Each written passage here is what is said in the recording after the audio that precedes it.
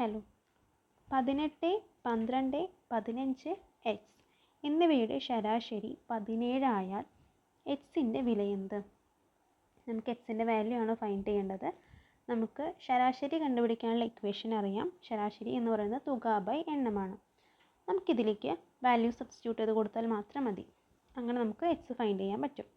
അപ്പോൾ 18 + 12 + 15 + എക്സ് തുകയുടെ അവിടെയാണ് നമ്മൾ എഴുതുന്നത് ബൈ എണ്ണം.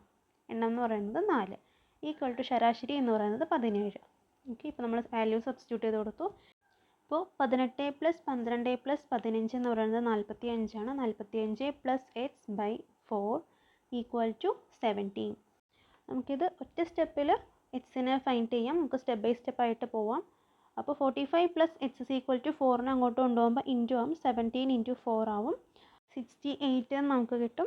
45നെ കൂടെ അങ്ങോട്ട് കൊണ്ടുപോകാം. അപ്പോൾ X equal to 68 - 45 equal to 23.